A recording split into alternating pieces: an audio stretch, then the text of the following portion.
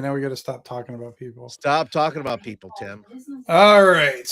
Hey, everybody. It's Tuesday night. Paul and I are doing Streets of Scorn number 9. And this is our ongoing series of world building through play. And I'm getting heckled on the other side of my monitors by my wife. She is doubting all my abilities of technology-wise. No, I'm not. Well, I mean, I can't blame you. Yeah, so I mean, I do not have a good track record with that. I remember one of the first times I got on here to try to do a Roll20 game, and I messed up the Roll20 so bad that people that have been playing it for years couldn't figure out what I did. I was like, well, that's how especially good I am with that. So there you go. All right. And then now she's, no, I'm not. LOL. Yes. Yeah, we're wait. We have a match here. Mark's genre mixer can go right along with the happy whisk. The mixer and a whisk. Yeah. In the got a whisk and a mixer. It's now a baking show. It's not. What's that? Where's Ken? Where's Ken? Yeah. Probably snuggling up with Deb. I don't know. I didn't ask him. We don't ask. We don't ask. That's a different. That's on their different channel on a different, streaming service that I don't ask about. Betting against Tim's tech abilities is the safest bet in the world. From Joe the lawyer. You're not wrong, but you're not. You don't fit into our baking theme tonight, Joe. Oh, he's baked. He's baked. That's true. He's baked. He's baked. That's true. He's baked. There's a running theme here. There is. So what are we baking tonight, Tim? Oh man. Oh well, I guess why don't you give us a quick summary of what happened last week with Hobbs and Last friends? Week was exciting stuff. We got your little notebook. I do have my little notebook. Shadowdark campaign notes. That's right. Nice. So we had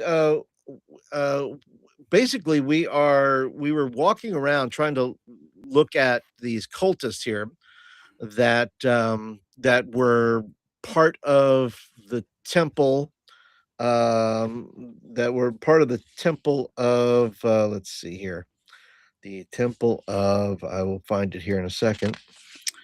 The Dedragoria. Good job. So yeah, thank you. So in the temple there, and those were the cultists, I guess, worshippers of her, and they were there, and so we were making our way through the church, and there was this creepy statue with these urns all around. We weren't real hip on those urns, though. We were not. No, you didn't touch the urns. No, you kind of stayed away from them. So we didn't want to mess with those at all. Whatever's in there can stay in there. And so we wound up meeting these two very young cultists, and Hobbs was like, "Oh my gosh, these guys got to get out of here, because otherwise, we were gonna have to kill them." And because we were dressed in cultist garb, or at least I was, and so was you were, yeah. Caleb. I want to say Caleb was as well. Yeah, I believe it was Caleb, because he ended up getting hurt pretty bad at one point, I think. He did. And so we have, we were talking with them, and we basically told them to go out and be missionaries. So go into the city and go find some more people. That way, that got them out of here and save their life, basically. You did, actually, yeah. And then we found a couple of different things. We killed, we found some cultists that were in the back room. We found a secret room inside that circle there. We found that where the knife was that we were wanting to get anyway. That's the artifact that we were looking to find. We found a few little things. There were two little egg-sized balls of quartz. There were figurines carved out of cobalt. Yep. There was a white-laced handkerchief of a noble house. Yep. And then let's see. Yeah, there was also got a cool skull branding iron. That was kind of cool. That's right. Yeah. Yeah, you Got a did. skull branding iron, a candlestick made of hard silver with green wax. We don't know what that does, if it does anything. That was worth some money. We had a Yep. pelt that's now damaged, but that's because Caleb chopped them and destroyed Right. that. There was a long sword with a pear, a PEA. What was there? There was a pear involved there, or did I write that wrong? You wrote it Pear wrong. handle, a pear. Something was in it, You- like a pear. I don't know what that was. But that was pretty pricey there. And then there was the things on the wall. There was these kind of they were like bodies. They were almost like scarecrows. They were kind of Yeah. against the wall that they were worshiping. We found a box worth 30 silver, 3 skulls with a motif on them. And Scrimshaw skulls. Yep. yeah, so we found those. And yeah, that's what we found. We found a bunch of cool stuff. We eliminated some cultists. And we now have a friend in our little goblin friends who are happy to see And us. I added him to your crew, so his sheet's there now. Okay.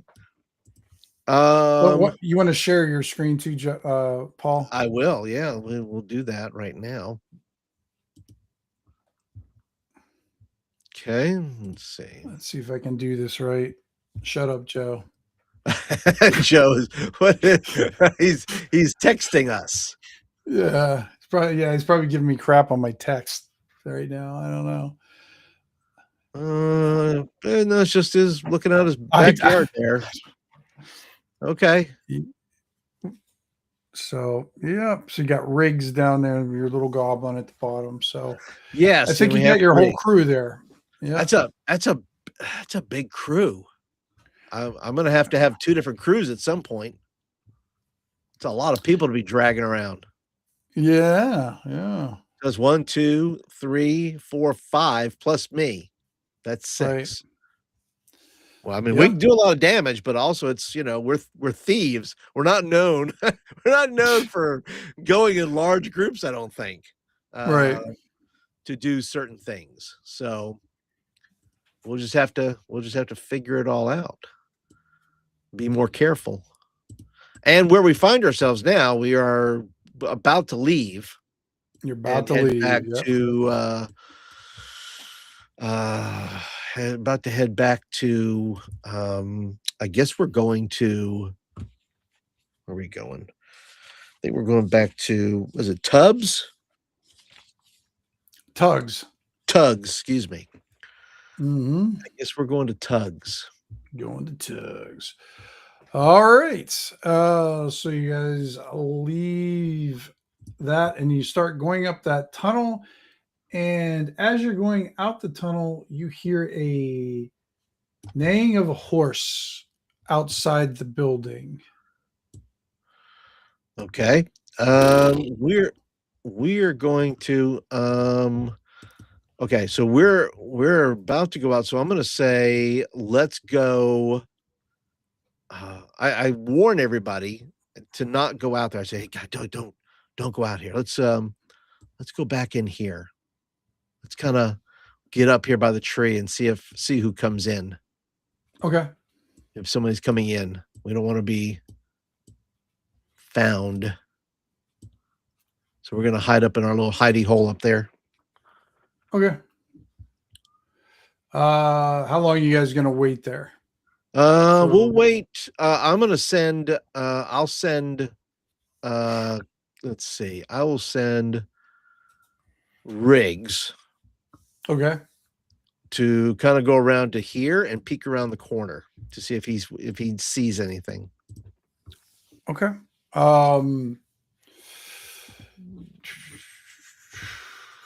Let me do some here.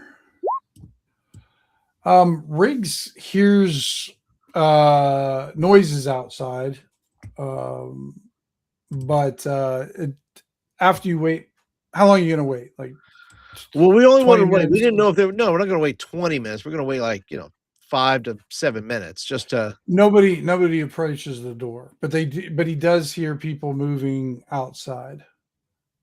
Okay. And from the sound of it, they have kind of heavy armor on. Oh boy. Okay. I'm gonna go. I come up here. I say ask Riggs. Riggs, is there any other way out of here? He kind of looks at you and he points at the cage. Okay, where does that? Okay, that's not a way out, Riggs. That's a trap. I know, Hobbs. That's where I was stuck the whole time. Okay. I saw more of the place with you than I did anywhere else. Okay. I asked Riggs, I said, have you noticed anybody come by here, that makes regular visits here? Are you asking the little I'm asking Riggs. He goes, no, I don't. I've never Riggs seen would at least hear of. And does he tell me it's heavy armor? Yeah, he kind of transfers that information to you and everything. Well, but he says he goes, Hobbs, you got to remember, just so you know, I wasn't part of this place. I came in here looking for some easy treasure. I got captured, and then they put me in the cage, and I've been there for like 3 days. Okay. So I think to myself, then I go, well, who would I'm just kind of theorizing. Who would I know that wears heavy armor that's running around the city? Whether it's an adventurer or whether I'm thinking it's a, guardsman or, All right. Would I have any inclination?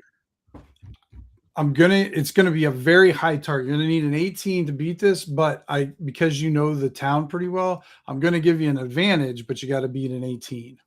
18. So I'm gonna roll with advantage. What is it gonna be? Yeah. Just sort of like a regular roll. Intelligence. If you got any. Okay. Yeah. All right. So with advantage, I will roll that. So let's see what happens. Not a chance. You have no idea. No idea. You don't usually come around this part of town, so you wouldn't really have much dealings with what happens here. That's fair. Absolutely. Yeah. Okay. All right. Okay. Hobbs is going to send Kabora. She says, "Come here, Kabora. Go over there and look through the doors and see what you see." So I'm going to send him up there to kind of peek through the doors to see if he sees anything. So Kabora kind of peeks out there. It's very difficult because remember, you kind of had to go up and out. Paul, right. Remember how it was down and everything like that. Right. He does catch the glimmer of a helm, and he looks like it's high enough that he could identify it as he was riding a horse. Okay, so just one. Do I hear just one horse, or does he only hear one horse, or he only sees one horse? He's not really sure about the rest, but he hears other people. There's definitely more than one person here, and the person that was on the horse seemed to be the one, of course, doing horse. Of course, was shouting out some orders. Was it in common or a different language? Yes, it was in common. Okay. Yeah. All right. Well, I guess I'm gonna signal Riggs, and I'm gonna tell him to get everybody else. And we really don't know what to do here, other than maybe if we show up in force. Right. If they're not coming in, and I don't know if they're waiting for us or not, but I will go first out the door, and I will get Kabor to come next. Okay. Then Riggs. I'm going to switch you to maps and everything, Paul. Okay. And now you're in the harrowing part. So you can line up your guys coming out of this ruins building where you guys were going into, and just line them up there. All right. Who am I? Oh, there we go. Am I missing? What am I missing? Oh, Caleb? Riggs. No, Oh, Riggs yeah. is here. Caleb. Caleb, is that who you're missing? Okay, Yep. let me go grab Caleb. Unless Where'd he's he go? okay. What did he do with Caleb? He's not in there, huh? That's weird. No, I don't see him. I must have. Base. There you go. Okay. And you can arrange it. Joe says, make sure it's a horse and not a troll. Okay. Yeah. I think it was the very first game session Joe had with me. He saw a troll across this river. Yeah. And then late at night, he was kind of camped out by these farms. Well, then I made this noise, and basically it was a cow chewing his cud that was like roaming around. Yeah. That absolutely petrified Joe. He didn't know what it was. He thought it was the troll that was just, I guess, eating peanut butter. I'm not really sure what he thought it was, but he was absolutely. And what was funny is I think Matt was playing with us. Matt knew what it was the whole time. He didn't even question it. And me and Matt were just like watching him freak out. I do this, I do that. I'm thinking, wow. And Matt's just cracking up. But yeah, that's ever since then, I've basically traumatized Joe from session 1 with a cow. That's it. He can't go near real cows anymore. He doesn't even drink milk. No more milk. No more milk for him, right? All right. So you come out and you hear some armored men walking around, and then you see a guy on a horse. As you're coming up, do you want to try to do it stealthily so that you can't hear? Oh, yeah. It's going to be difficult We're because going of all to the debris. Correct. But we're going to try to stealthy. We're going to try to, like, if we're out here, we want to go, let's see. If we go, like, if we're trying to go out, like, we can get down here and go that way.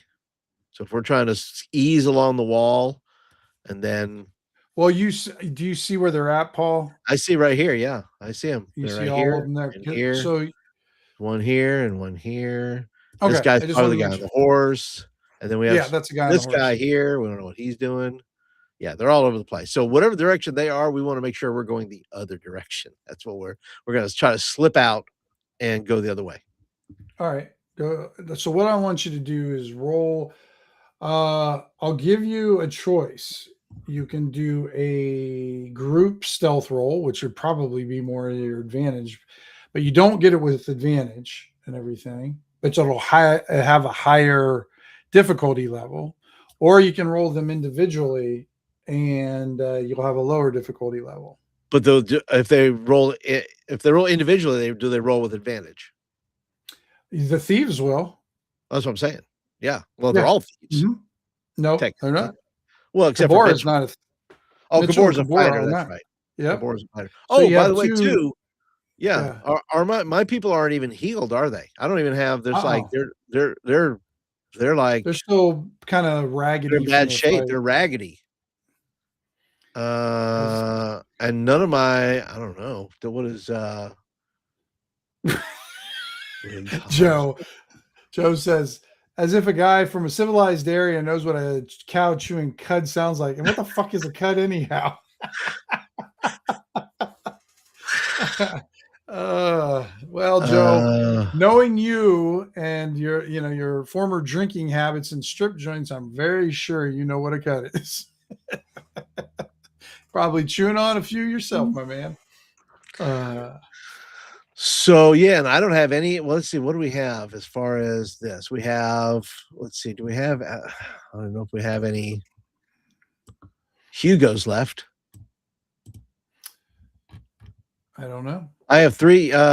Mitchell still has 3 Hugos. I was gonna say I thought somebody still had 3 on them. You want to start chugging some Hugos? Yes, that's before we leave. It's what we're gonna do. So one will go to. Joe had 4 out of 5 Hugos go bad on him. Okay, it was beautiful.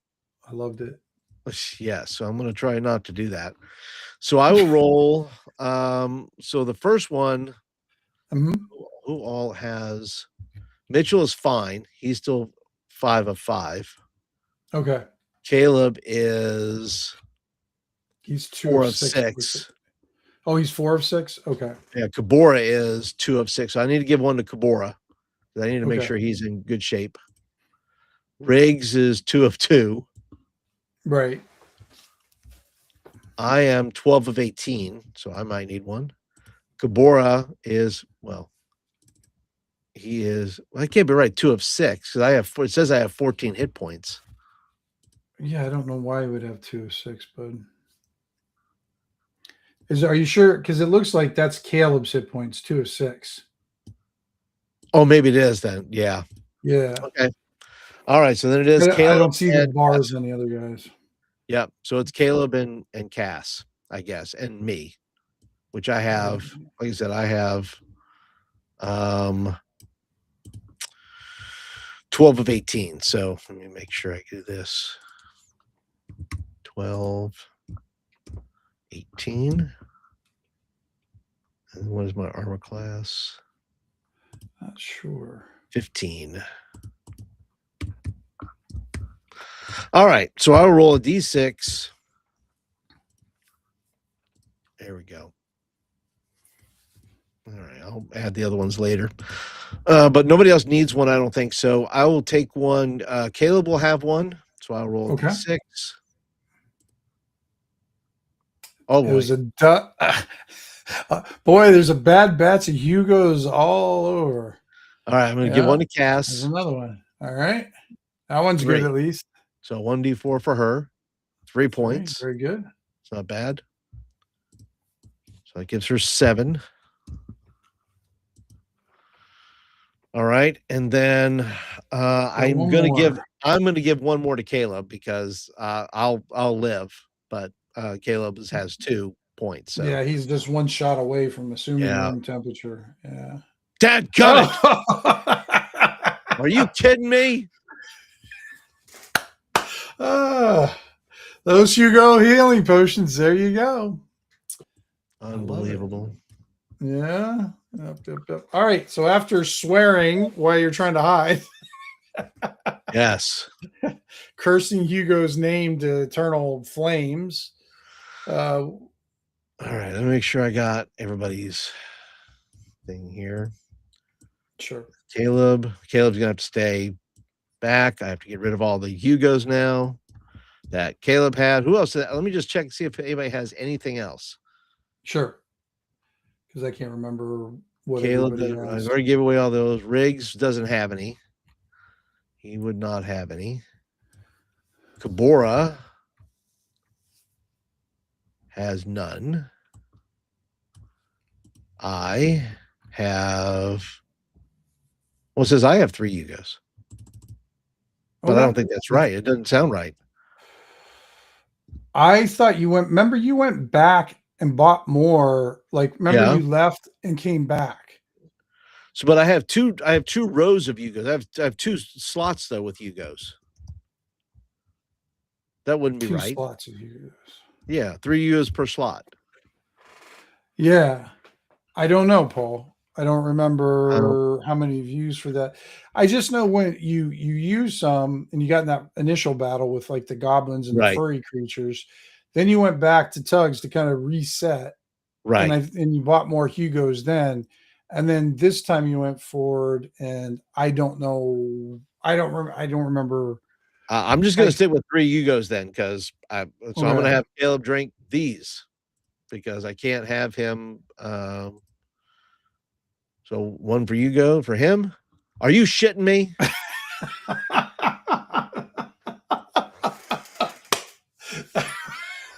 You guys, I don't know whatever batch came out, but they're bad across games. So we're gonna give him another one.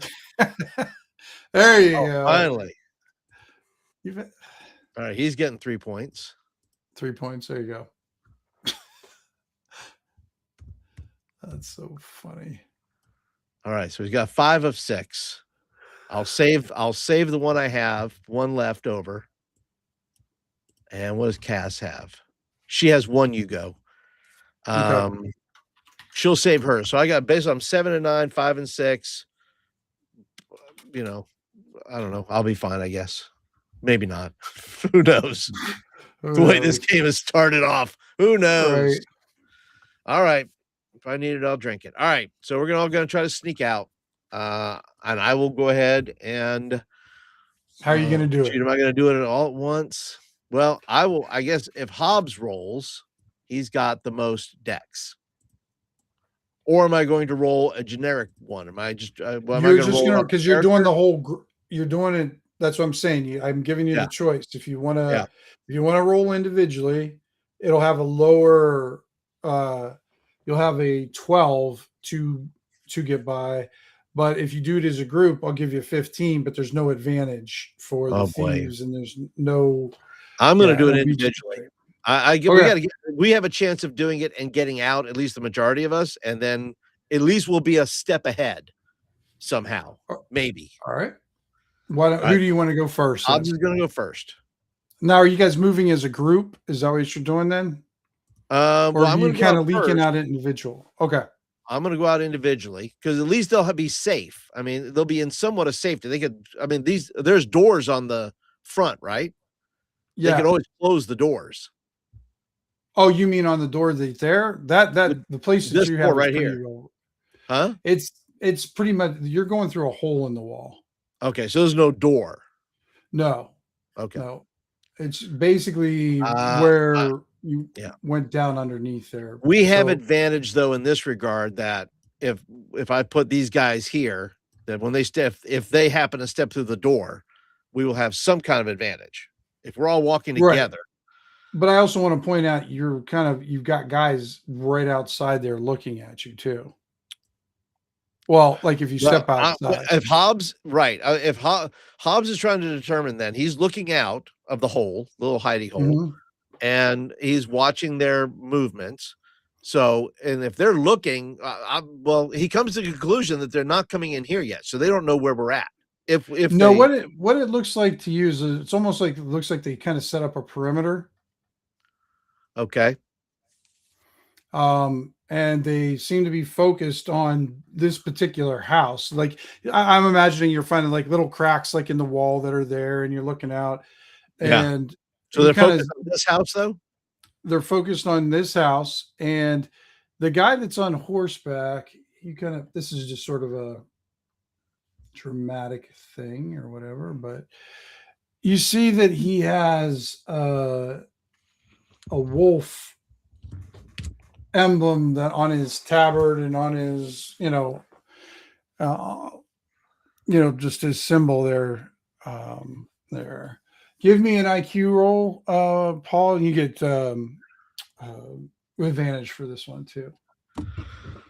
All right, advantage on intelligence. You said, yeah, yep, to identify it. To identify. All right.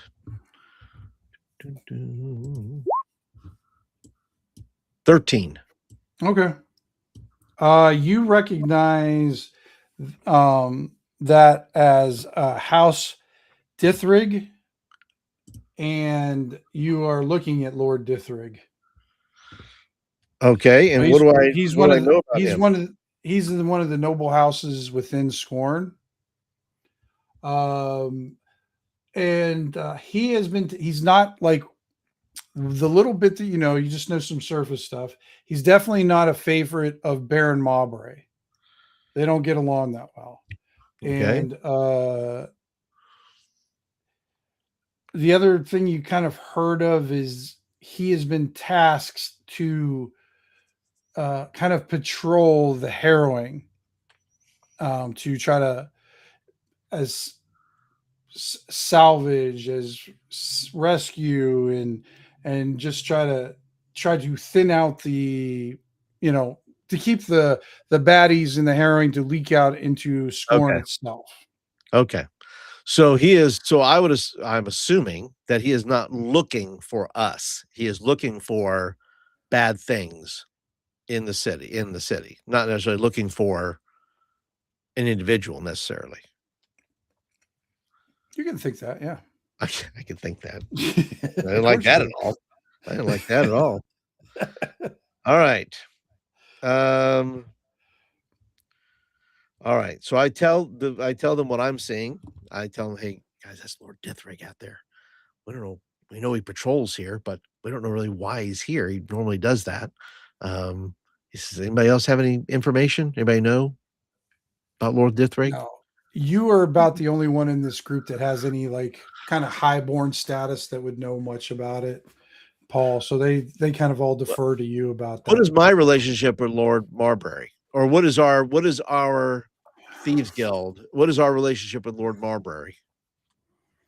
Lord Maubrey, you kind of you feel that basically he would wipe out the brother or the Silent Knives if he could, but you guys are sort of like a necessary evil for the time being. Okay. Do I know how Lord Dithrig feels about? You don't. No. If you would have rolled a little bit higher, I would have given you more info. You needed a 12 to know who he was. If you would Yeah, have got a 15, I would have given you a little bit more sure, depth into his information. sure. Okay. All right. But I will also add that you've never heard anything bad about him. Okay. I imagine these are all humans. Yes, these are all human people that I see with him. You guess they all kind of, you don't see any smallish size, you don't see like who would be Yeah, hobbits or I don't. gnomes or Yeah, anything. and I've never met Lord Dithrig, have I? No. Uh-uh. Maybe it's time to meet him. Maybe I will go. I will introduce myself. Okay. Just me. Everybody Okay. else, I'll tell everybody else to stay in here. And I will test the waters. And then I'll just say, hey guys, if I get in trouble, let me know. Otherwise, and then I give him whatever that dagger I have. Yeah. Yeah, I give that to somebody else. I don't have anything Sure. on me Okay. other than that. So I will now exit uh uh let's see. I would imagine that Dithrig knows who the Silent Knives are, clearly, right? Yeah, it's hard not to know who they are. Yeah. Um uh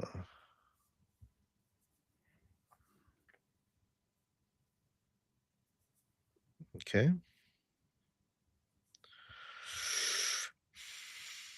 Okay. All right. I think I will now exit then. I will go out Okay. and put myself out and I will simply go outside and see what the reaction is first and how people Okay. respond to me. Uh, as soon as you walk out, the guards kind of tense up a little bit, kind of get into alert mode And I and put my hands everything. up. Okay. I have And no Lord, weapons on me. you're kind Oh, of I do have a surprised weapon how on me. okay, but you're not, yeah, you're not looking I don't like have the you're, dagger. I have my yeah. normal stuff. Okay. And you're kind of surprised how young he is. He's, uh, you would guess maybe early 20s or along those lines. And he kind of looks down at you. He's got his helm visor. He's got a full helm up, but he's just got the visor up. He's like, well, good day, adventurer. Who am I greeting? Ah, I am Master Hobbs. It's good to meet you, Lord Dithrig. I know Oh, your reputation precedes you. I hope it's good. Ah, indeed it is. You keep these spaces clean and safe, so as to keep Scorn safe from any and all scum. And so I am grateful for that. But I am Hobbs. You Is are there anything I Hobbs. can do for you? I am simply here. I heard some rumors that Hmm. there were some going ons out here at this local church, and I wanted to investigate myself. We can't have cultists running amok in our city, and I wanted to make sure that they were not traveling in our circles. So, And how did you fare? well, I made sure, and I make sure I say I, not we. Right.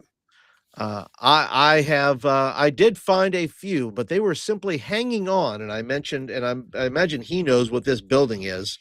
He says, yes, I managed to find a few cultists here who served Dedragoria, but they were very weak. They were almost emaciated from not eating food and so forth. So fortunately, this seems to be a dying cult. He says it's a dying cult. In his head, he goes, "It's a dead cult because I Right. killed them." So It yeah, looks, so good to report that it is a dying cult and poses, to my knowledge, no threat to Scorn. it looks like you've been wounded in your battles. He points at one of the guards, and he motions to you, and this guard comes up to you, and he reaches into his satchel, and he hands you a healing, like a real healing potion. Oh, okay. Yeah, hands you a real healing potion. And the guy that comes up to you, he's kind of got this almost like a WWF wrestler kind of build. I mean, he's really bulky, big, thick neck, and you're a little halfling, so Yeah. but like when he reaches hands you to, he kind of under his breath goes, "How many did you get?" I put up. I put up 1, 2. I'm going to say 3 fingers. I'm going to put up 3. You kind of just go, "Nah." You're like, "All right." All kind of right. hit. All right, all right, all right. All right. And All he right. just hands you the healing potion, and then goes back to Thank you, his good sir. position. And Lord Dithridge gets off of his horse and approaches you, and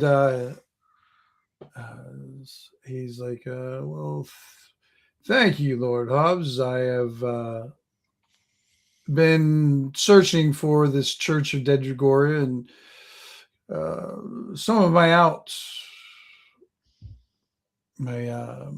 scouts saw a small group going in there. So I'm assuming you're not alone." Oh no, sir, that is correct. That I have my fellows with me. We heard about this cult, and we decided to form a party and to take and to come in and see if we can't help Scorn be a little bit safer. Hmm. Well, I would say you had any way to get rid of the Dedragoria filth here. They just seem to Yeah. create more problems. And um, I do have to ask, though, Lord Hobbs, and mind you, I'm not a tax collector, and I'm not here to police your actions in any way. And if you decide that you do not want to speak to me, I will not take offense, and you may go on your way. But I heard rumor that there was a particular artifact down here that probably is not safe to be, maybe without the proper handling of those more versed in such artifacts. Oh well, sir, we know nothing of any artifacts. Like I said, we simply came because of these cultists. We have no knowledge of whether they had an artifact or not. We found a few things. I talk about the skull branding iron. I said we found that. We found a candlestick, and with some green wax and a long sword with some sort of pear in the hilt maybe or something. Um, Hmm. oh, I'm sorry, it's not pear, it's a pearl. Well, okay, I They was said going to say, wrong. what the hell, pearl? Yeah, I Pearl. thought it was a pearl. It's like, It what did is. I say, pear? I said, unfortunately, that may be. Don't know if those belong to the cultists, but we are treating them as spoils of war. um, I would be, if it would be all right with you, I would be more than happy to purchase that skull brand from you. Oh, um, well, then I go ahead and I estimate it real quick. Do The your estimator, estimation. do my Yeah. estimation. I kind of Uh, weigh it. Go ahead and give me an IQ roll, because you're also estimating, you're checking out your customer, and also, Yeah. what this might be worth. Am I doing with that with advantage or normal? Uh, this one's going to be a little odd, so this is just going to be normal. Okay, so intelligence, yes. Yeah, intelligence, Paul, please. Okay. Oh boy, I'm guessing. Yeah, you're afraid that if you say something too much or to be weird or Well, whatever. I So will go ask ahead. him. I will ask Yeah. him, and I go and I kind of I'm going to turn on the charm here and go, Lord Dithrig, make me an offer. As I'm looking at it, I kind of twirl it in my hands and I give him this look like I know something you don't know. Right. It's like, well, it is I would like to get it off the streets and everything because it's branded a lot of horrible people, but I suppose he picks up his money pouch that he has, Paul, and he just kind of bounces up in his hand. It seems like it's a small pouch, but he bounces up in his hands, and he offers it to you. Would this do? He's giving you the Uh, whole pouch. um, at this point, Hobbs is going to have to, even if it's not enough, if he has to take it as a loss just to make favor with him, Hmm. to build favor with him, then I will do that. Lord Okay. Dithring, I will certainly take that from you as more than generous offer. Okay. As soon as you get the coinage in your hand, you're going to estimate that this is around 50 silver in there. 50 silver. Okay. Yeah. Okay. Yeah. And he kind of looks at it and he goes, such a vile contraption. And you see he goes over to his horse and kind of puts it in his saddlebags and everything. Did you find any other, maybe other minutia or artifacts that were within? Um, let's see. He's thinking about what he has. I said all I know, Lord Dithrig, is once again they had the candlestick with green wax. They had this kind of um, let's see. Um, I did find a figurine carved out of cobalt. Oh, well, may I see that, please? Sure, sure. And he takes that out. And he kind of looks at it and he's like, he hands it back to you. That doesn't look like anything that belonged to the cult. Maybe somebody that they um, turned. Um, he says, other than that, well, he's going to pull out the handkerchief. Okay. The handkerchief that has um, it has I know what you, yeah, the kind of the of initials. the noble house. Oh, yeah. Or, yeah, it has a noble house. Yeah. And he looks at it. Let me do a quick D20 roll for him. And you see his eyes flash, and for a moment you see like his countenance has changed from chill lord to he looks a little angry when he sees it, and he grabs it from you and looks at it and he goes, my apologies, I'm sorry, he says, where did you Did find this? did Was I did within your not mean call? to offend Lord Dithridge. No, no, no, no, Another I'm sorry, Hobbs, that where did you find this? this was founded on one of the bodies in there.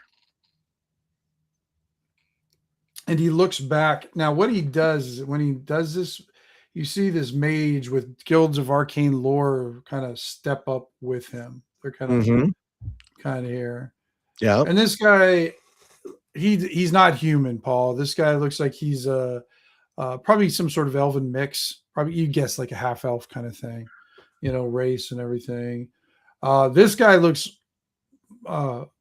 old, even for a half elf. He looks old, and he hands it to the handkerchief, and the mage nods, and he goes, well, Hobbs, I'm thank you for this. And you see he motions for one of the guards again. Guard comes over, hands him another one of those pouches, and he goes, I hope this will do enough for the kerchief at this time, Hobbs. I apologize. Sure. My lord, may I ask what so displeased you about this handkerchief? I promise I did not blow my nose in it.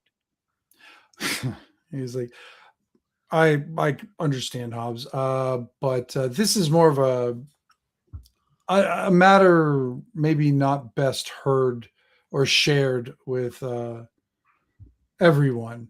If Oh, you'll respect my wishes with that, Hobbs, I would oh, appreciate that. no, no, no, my lord, I shall. Would it be okay that someday maybe we talk in private then, and you may share it with me? Yes. Do you know where my estate is at, Hobbs? I don't know. Do I? Yeah, well, it's over in it's over in the nobility area. Oh, There's only like there's yes. only like there's 5 noble houses in Oh, town, and he's one got of the houses within town. then I will So say yes, my lord. I do. um then absolutely, you if you could, then maybe go to my estate, talk to my man there, and he'll set you up a time we can meet, and you can tell me more about your adventures down below. But I would have, and as he starts finishing that, you hear a loud kind of not explosion, but like you see the houses up to the north, especially the one, kind of cave in and give. Okay. And can you see to the north there, Paul? You got to make it smaller. I Oh, think. Did I? Oops, I I didn't see a do it bunch right. of houses caved in, like this one. Well, This no, I meant, let me one. give me one sec. I think I switched it to the wrong. So do this and then Ah! now you see him. Now I see You him. see this horde of ghouls just start pouring out of these houses around there, and the house is kind of collapsing down. You see the ground starting to give way, and you had that one encounter with that one ghoul, but now you're seeing dozens of them just pouring out of the ground. Okay. Let's roll. Well, I'm going to give you guys a round to react, and Okay. you see. I'm gonna drink my potion now. All First, right, right. first Yeah. thing first. Well, I'll tell you what, Paul. Here's the tricky thing about that potion. You may want to keep that potion because that Okay. potion can also be used not to just heal, but it can negate the paralysis of a ghoul's touch. Oh. Yeah, Okay. it can do either or. Just so you know that. I have to decide which it's going to do. Yeah, it won't do both. It'll take off the paralysis of or the other thing. You can look it Oh, up to make it sure, will. but Wait. Will it protect me from that, or it will it will undo not that? protect you. It would it undoes it. So Okay. yeah, let me just read it real quick. Make sure I got it right in my head. The imbiber of this potion regains hit points based on their level. Okay, so what it does, Paul, I'm sorry. I am going to make this because in the old days, the old healing potions could do that. You just had to pick. It couldn't do both. Okay. So, I get what does this do then? the potion.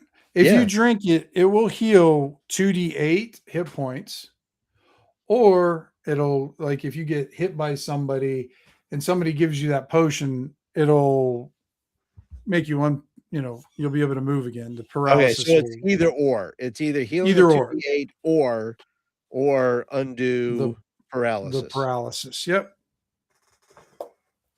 For some reason, I thought Shadowdark had that option too, but I don't see it in there. But I always liked that cool little option in the Yeah. old time healing potions. So just so you know that before you want to drink or anything, what you see Lord Dithridge do, he turns to you and he says, "Get your people out of here." And he runs up there on his horse, pulls out his sword, and you see all these guys move in a line here, Paul. They kind of make a line.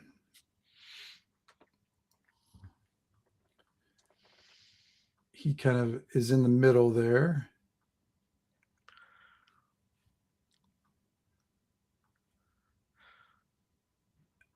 You got the mage back there too. So go ahead and do what you want to do with your folks. Okay. Whoosh.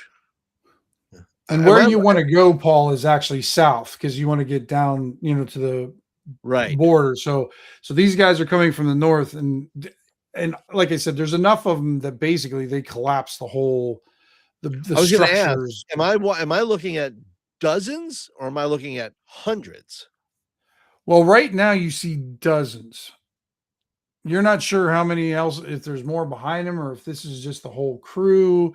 There might be some coming out of a different area here. Right now, you just see this kind of juicy horde of goblins. I think that's what they're actually called, juicy hordes. Juicy hordes, not of goblins, ghouls, right?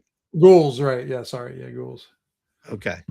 Well, I yell after the Lord. Says, "Lord, can we not assist?" He goes, "Run." he goes, "Run."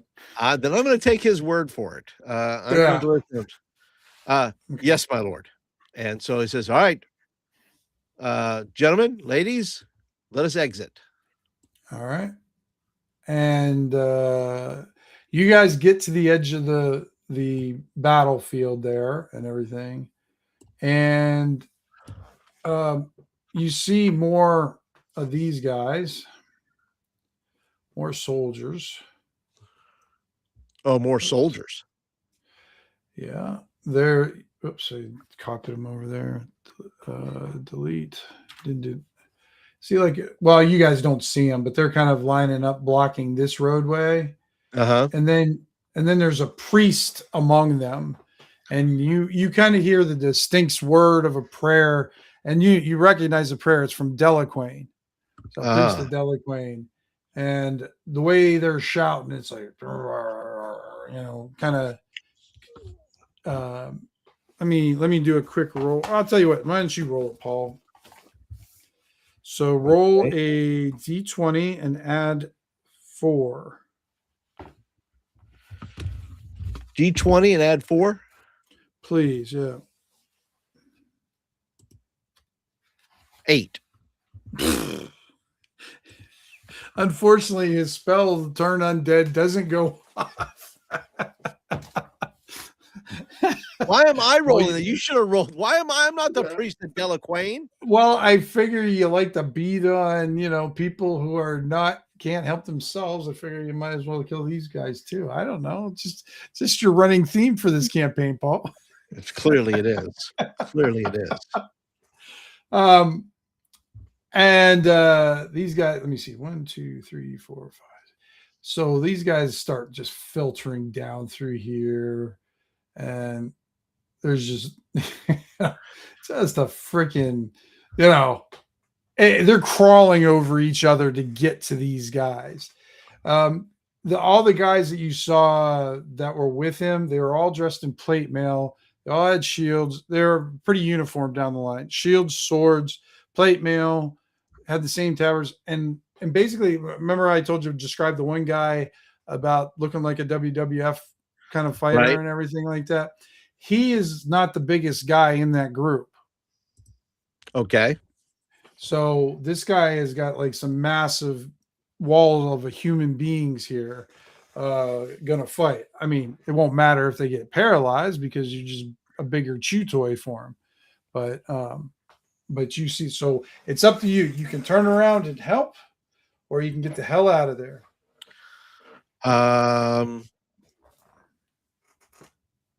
I think we're going to get out of there because we're in no way, shape, or form prepared to fight dozens of ghouls.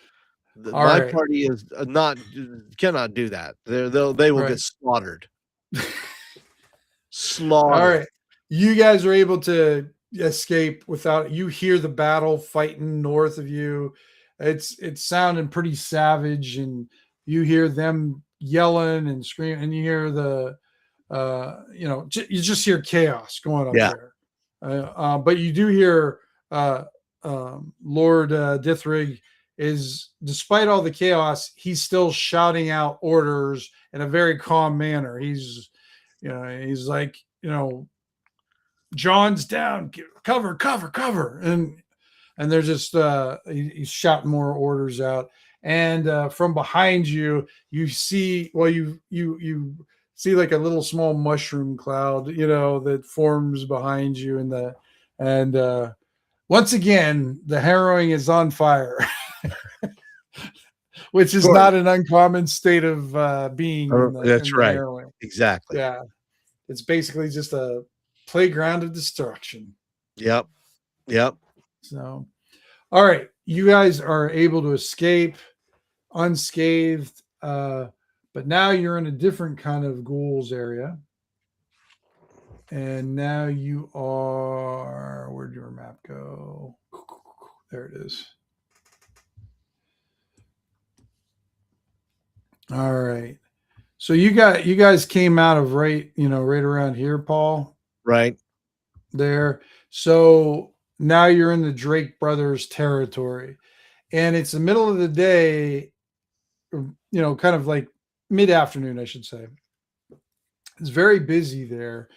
And you do see as you come out that some of the local gangs, and when the local gangs are, like the street kids, street thugs, kind of thing. They're kind of Silent Knives adjacent and everything. And good grief. Do you hear Ivy burping in the other room? I did not. Yeah, she sounds like a trucker just finished a beer. Good grief. They take notice of you and start walking towards you. But they're the little kids.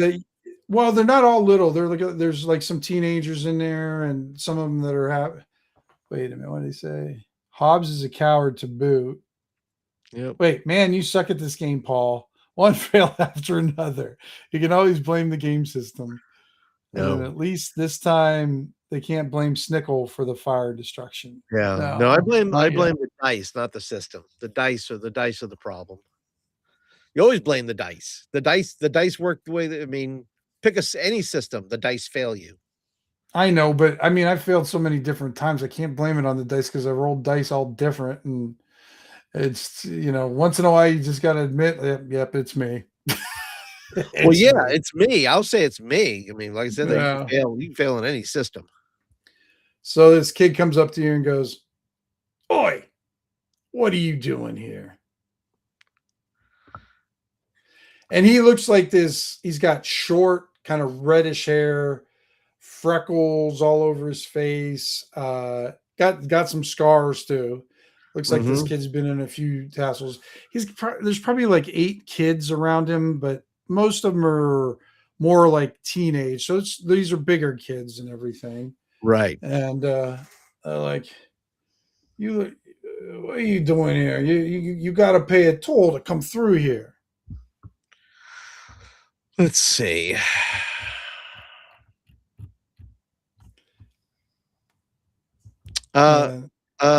Caleb is going to cast silence on him. Okay. All right. Go ahead. So that's what he's going to do. He's going to give it a shot at least. Sounds good. Doesn't cost anything. Oh. Boom. Silence. Does it just affect one, or can it affect I can't remember how it works. I think it just affects one person. I think it does affect just one person or an area. Magically mute sound in a near cube within the spell's range, which is the range is far, so you can push it out. Inside the area are deafened, and any sounds they create cannot be heard. So you can do like a cube, and it's a near size cube. So near is 30 feet. So you're basically making a 30-foot cube of silence. Is that how I'm reading it then? And it's a focus. So Caleb will have to focus on it. Right. But when he casts it, all the kids all of a sudden kind of, you see him. I'm going to say you get all the kids because they were kind of grouped together. And they can't hear each other. They're talking. Right. But they can't hear anything. They can't hear anything on the outside. They can't hear anybody's. They're like, you hear them going like this, and they're just like spazzing out now. They're just like,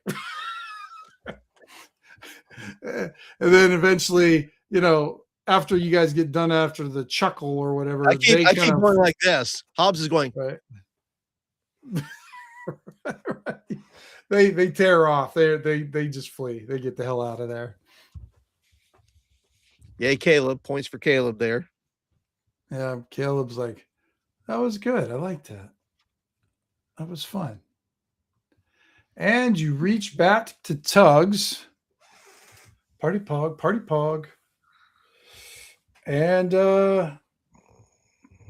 you see Sidwin sitting outside the table, it's outside in a chair, smoking some viper weed. Oh, well, don't hurt yourself too much there, Sidwin. Oh, so how did your little expedition go? And I put my hand out like this, and I think it's Gabor that has it. Okay. Hands me the dagger.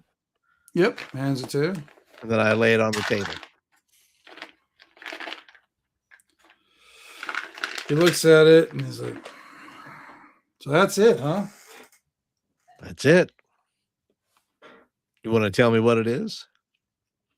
I don't know what it is. Oh. Shadow Guard told me to go get it. Shit rolls downhill. I send you. You got it. Now I give it to her and see what she wants to do with it. But you, my friend, since you've been gone away for a day or whatever, have some things to take care of in your territory. Oh.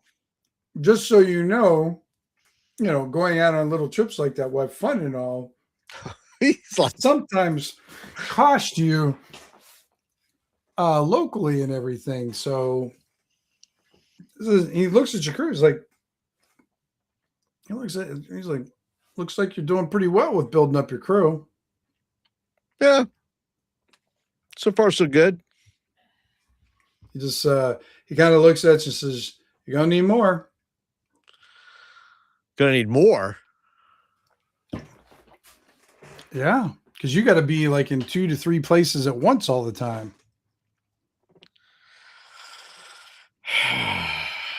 Okay. Well, do you have any suggestions for where? Who do you trust? Who do you trust? Who do you trust out of your group right now? Well, obviously, I trust Cass. Cass. Then what I would start doing is getting Cass and have build.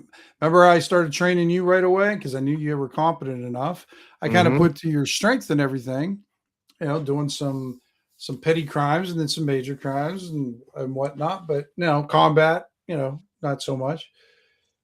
Find out what Cass's strength is because there's some things that need to get done, and you got to give her a little crew to go forward, or maybe she can handle it by herself, and you have to send her out and take care of it because you're going to have some other things you got to do. Welcome to middle management, Well, Hobbs says, have you heard anything from the Drake brothers, or is that the issue we're talking about? No, surprisingly, we haven't heard anything from the Drake brothers, but there's some other issues going on.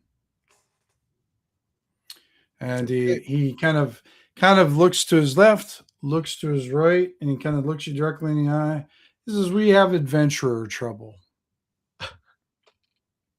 Oh, okay. Yeah. So a group of adventurers came into the Wobbly Priest Tavern the other day and beat up a few of the patrons and stole one of the casks behind the place, put Robert in the hospital, or not the hospital, but in the Temple of the Wounded, got beat up real bad. So probably be wise to go find where these adventurers are at and have a talking to them and let them know that's not okay. Okay. Let's see.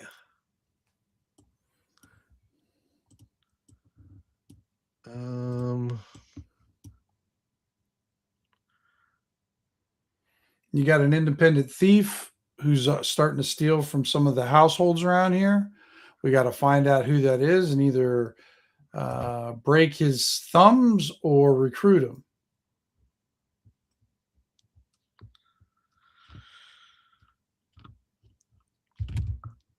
Okay. And lastly, one of our supply lines for our goods, he says, has been missing for the past day, and he was supposed to be here yesterday to pick up some of our cargo.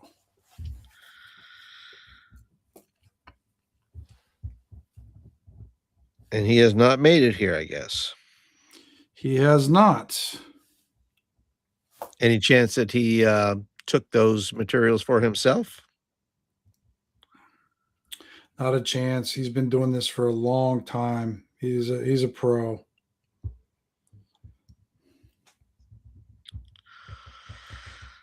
All right. So we will divide and conquer then, at least. So I tell Cass, let's see. 1, 2, 3, 4, 5. And Riggs, wherever Riggs is.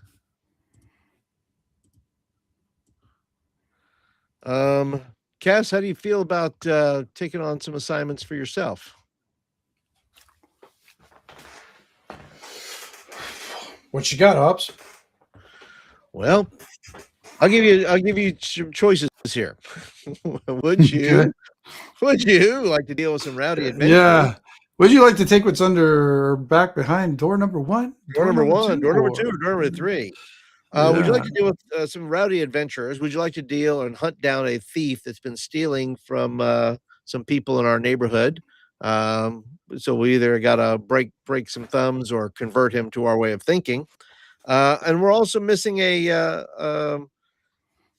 employee that was supposed to be here to pick up some things and has not arrived. Which one of those floats your boat? Well, definitely not the adventurer one. Okay.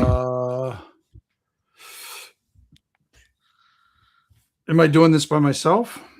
No. How about I give you let's see, I'll give you a choice. How about I give you let's say choice. I'll give you your choice. Who would you like to take with you? Take 2 other people with you. So And I'll take the other. I'll take Kabora. All right. She's okay. like, she goes and she goes, I'll take the one about the smokes,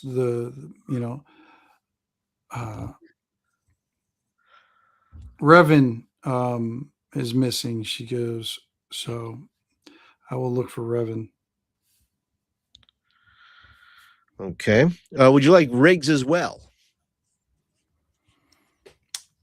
Because I don't. She looks at you and she kind of says quietly, "I don't know him. I don't think so." Okay. Would you like to take Caleb with you? I think Kabor and I'll do. You can get too many people, may draw some suspicions. She goes, but I'll need some money for the, maybe to grease some palms and make some contacts. All right. Well, I give her. How much do you think you need? Well, if I do it wrong, it'll be about 50. If I do it right, it'll probably be about 100. So you're talking about silver? Silver. Yeah. Why? You got gold in there too? No. But what was in the other bag that the Lord gave me? He threw me that. It was another 50 silver bag. So he gave you 100. Yeah. Okay. Then I will give her both of those bags.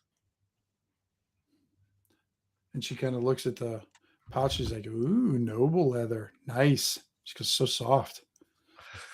I want the bags back. No. Keep the bags. All right. So you're sending Revens, who is your smuggler, is getting Cass and Kabora. Okay. All right. And you got 2 other things. You can leave one go for a while or go after both or try to. Well, that leaves me Caleb and Mitchell and Riggs. Right.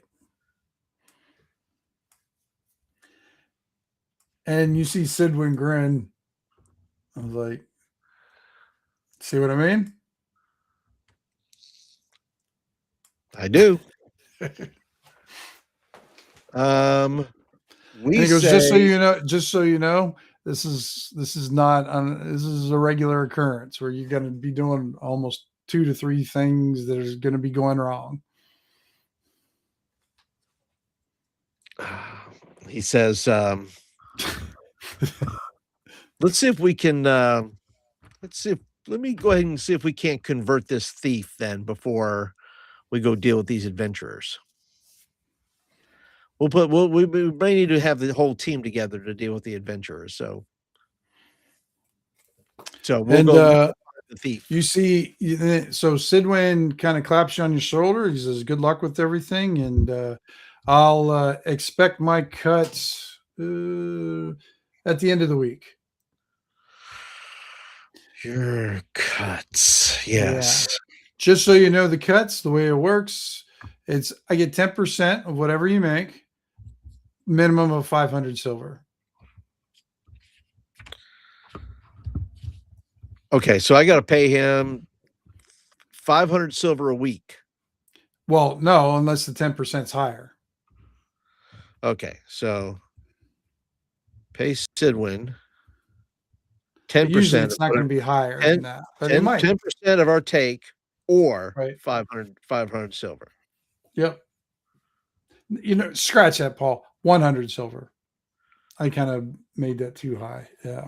I was going to say, I don't know where I'm going to get. I'm going to spend most of my time thieving and robbing. So to reach that. All right. So 10% or 100 silver. All right. So I'm going to, okay. So I got to get rid of some of the loot we have. Okay. Okay. So I'm going to go, before I go find this thief, I need to go find, I don't want to go back. I don't think that guy's back from our weapons guy. Over there at Hard Hollis, huh? Yeah, I don't want to go there. Okay. So I want to go. Is there another place I can go ahead and get rid of this long sword with pearl in it? Yeah. I mean, there's definitely other weapons within your territory. A few places that are close by. Right. What about my buddy the fence? Remind me which one's the fence again, Paul. I can't remember. I got to go back. I got to go back. He had the kids. No, he's not a fence. He's more of like your maker. He's sort of like your Mr. X, Oh, he he's makes Q. Gadgets. He's Q. Yeah, that's right. Q. Yeah. Yep. So he's your gadget boy. Okay. All right. Well, I'll go see him later. But I'm going to go visit one of our local fences to see what he's going to give me for this long sword. All right. Let me check something here, Paul. Because I'd also have the candlestick as well. Right. And it's up to you how you want to do that too. Well, I have the skulls and I have the candlestick and I have the long sword is the things I have, I think. Okay. And I also have the 2 egg-sized balls quartz things. So I need to go see a jeweler. So I need to go ahead and dump this so I can go and pay my peoples. I can't afford to lose any peoples.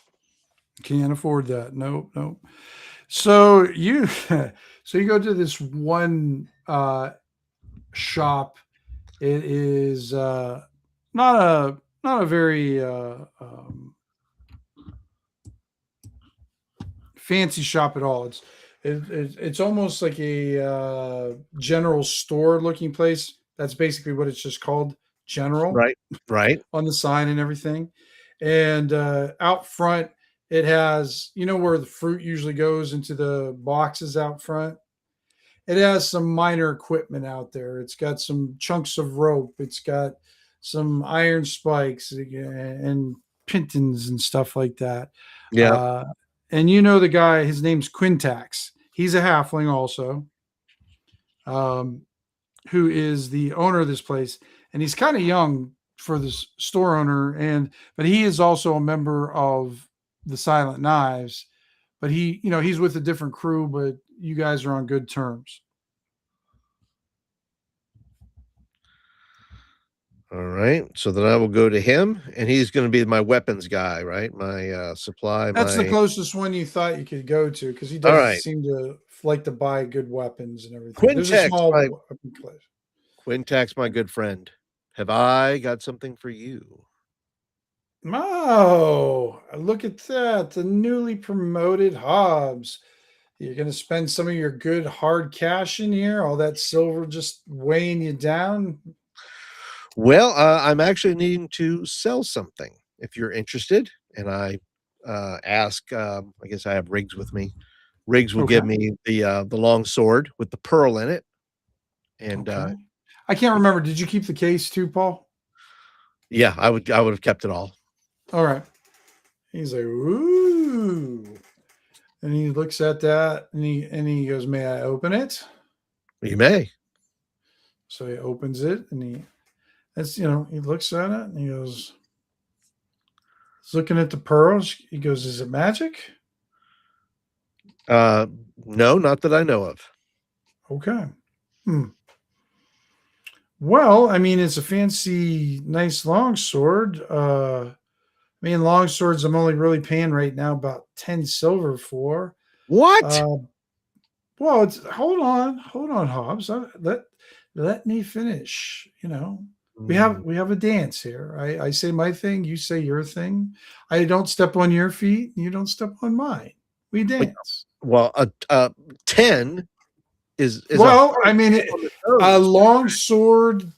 That's what I pay for a long sword. However, this has this pearl in here, so I'm just checking out the evaluation of the pearl here, and I'm thinking I could probably. I don't know how many fighters want to walk around with a pearl in their longsword. You know what I mean, Hobbs?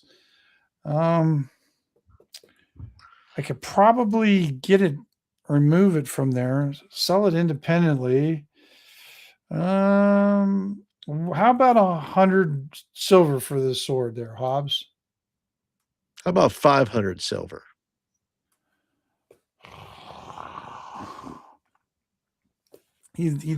He turns around and looks for someone behind him. And he's like, "Oh, you were talking to me." Oh yeah, you're my dance partner. Of course, I'm talking to you.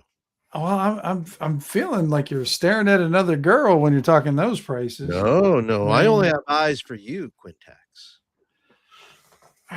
Yeah, he goes, I couldn't do that. Let me do the, I'll give you my best offer right now would be I could do 150 silver. I'll even put it in nice 50 silver piece pouches for you for easy counting. Money on the table, all yours. The music's kind of loud in here, Quintax. I'm gonna have to say that I heard 400. Did you say 400? No, I did not say 400, but I can see why you're being okay. He goes hard line now, hard line 200, and I'll take it. But I honestly, Hobbs, he goes, I can't do any more than that. He goes, do you see my shop? He goes, I haven't been moving stuff that much. I need to get some stuff circulating. And then he goes, did you hear about Revan? Yes, I did hear about Revan. Unfortunate. Like, well, he's kind of jamming me up because he's supposed to get me some money for some of the stuff I'm trying to do that. So what I'll tell you what, since we're friends, I'll do 10 dance partners. How about we do 150 right now, Hobbs? That would be a little bit for me easier to do right now. And then when Revan kind of sells what I need to do, I can give you another 100 on top of that.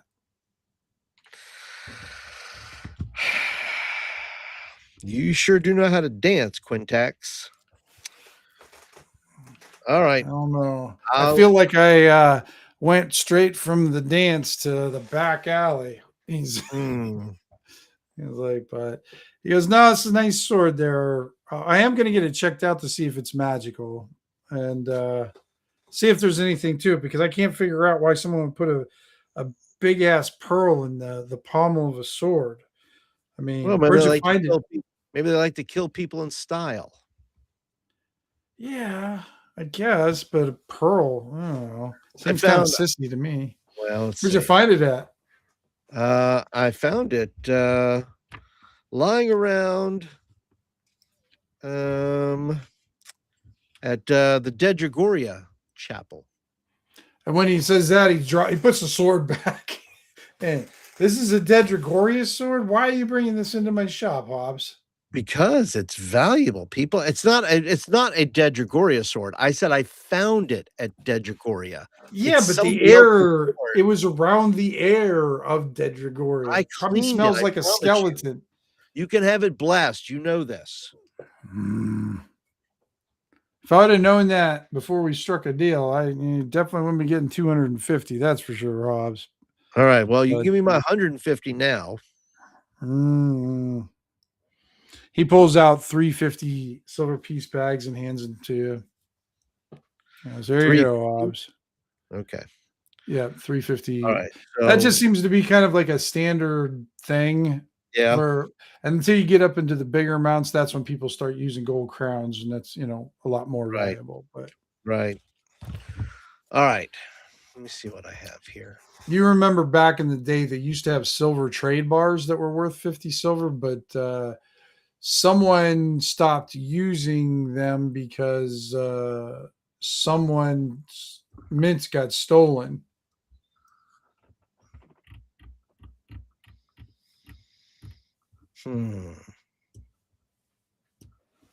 You wouldn't know anything about that, would you, Hobbs? Oh, I don't think so. So yeah, he gives you the 150. Is there anything you want from me at all there? Because I got some, you see, like you see where all the counters are with all the like kind of mundane Yeah. stuff that's kind of there. He kind of pulls up one of the counters. What kind of items are there? You see a rope down there. You see a short sword down there. You see a few potion bottles, and then you see a helmet down there. But it's a leather helm, not a Metal helmet.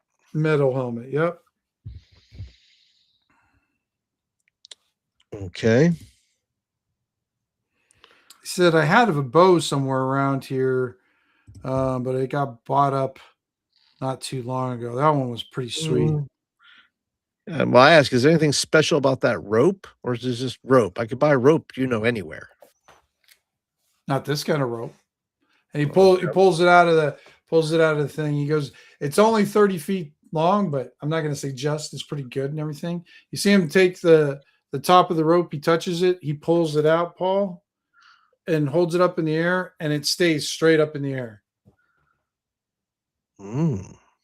Wow. So now you're a magician. Haven't I always been? Boom. Boom. Sure, that's true. You make my money disappear. I can tell you that. Oh, no. Now you got all my money. What are you talking about? He goes, this one I got from one of the Guild of Arcane Lore guys who lost a lot on a gambling debt. So he needed to pay for some old debts and everything like that. So I can make you a pretty good deal on this one if this one looks good for you. Well, let me see what else you have in here. What's that leather helmet in there? The leather helmet, all I know is it's magical, but they didn't tell me exactly what it did. I'm not really sure. Well, I have Caleb with me. Maybe Caleb could look at it. Okay. He hands it to Caleb. He needs detect magic, and he has to do it twice. I don't think he has detect magic. I don't have detect magic. Yeah, you're gonna. So to identify things in Shadowdark, you need to have 2 successful rolls of detect magic, if I remember correct. It's been a while since I've done it, but I think that's what it is. But you could get. I think that's a second level spell too. Is it a second level spell? Oh no, it's I thought it was first. Detect thoughts. Detect magic is a first level spell. Okay. And it says you can sense the presence of magic within the near range for a spell's duration. If you focus for 2 rounds, you can discern its general properties. Oh, so it takes 3 rounds to do because you got to cast it and then focus for 2 rounds. So it takes 3 So 3 rounds times that pass. Yeah. To get its general properties from it. Okay. All right. Well, what's it's the short sword down in there? Oh, that one's a pretty good one there too, Hobbs. And he goes, I can't really show you what it does and everything, but the user, the person who used to wield this, may they rest in peace. I heard that it's very effective against undead. Oh, against undead. Mm-hmm. Well, I think I already have that in my. You have a silver, hard silver sword is very effective against undead. That's very good under it. Mm-hmm. Well, how much are you thinking for the rope? The rope, he kind of is like, I would say about 300. What? 300? Yeah, that's what I figure. I'd hang myself with that rope. I start wrapping it around my neck, like before I'd pay you that. Yeah, well, you're still gonna have to pay for it. Well, good luck. I'll be dead. It'll be easy to get my money then, he says. Puts it all back in the box. Goes 300. That's like 10 silver a foot. If I wasn't already a criminal, I'd have you arrested for these prices. Hobbs, yeah, I already gave you a killer deal on your pearl. I don't even know if it's magic yet, and I'm paying way above market price for that. All right. Go ahead and do you want to do you use your estimator roll for that? I will use my estimator roll for the to see about that. So go ahead. Let's see. Am I doing that regular or is that normal? This one would be a normal roll. This wouldn't have your. All right. You wouldn't have advantage on this one. Still, you wouldn't pay any more than 200 for this thing, and you could probably get it for 150. Yeah. Well, I'm not going to worry about it. I have a masterwork short sword anyway, so it's probably. I'm looking at it comparatively, probably not as good. Wait, I thought you were talking about the rope. Okay. But I was the rope you said I could get for that, right? Yeah. That's what you were. I thought that's what that estimation is on the rope.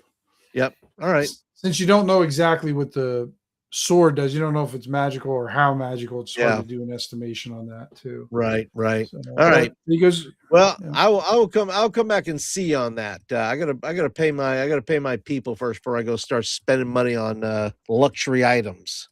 Oh, you're going to regret it if you go, because I mean, I got people coming in here looking for equipment with me all the time, and I mean, this is here today, gone in an hour. I'm sure. Right now, I don't need any ropes that stand up on their own for the moment. So if I lose it, that's fine. Don't go crying to me when you come back looking for a magic rope. And okay, I won't. All right. Quintax, you take it easy, and I will see you soon. Oh, you take care there. Keep alive, and hopefully I'll see you back here and I'll have some more fun stuff for you to turn me down. That's right. What is it? How much is in a gold crown, by the way?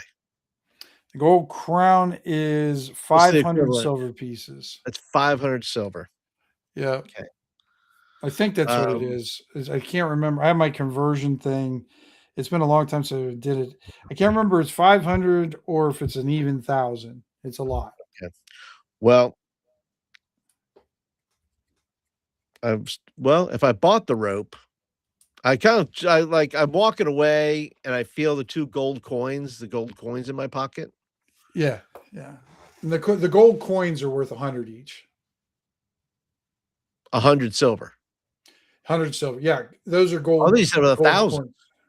These are those gold crowns are like bars. They're like small trade bar kind of things and everything. Right. And the coins are just like average sized coins, but they're worth 100 silver each. Right. But I have 2 crowns.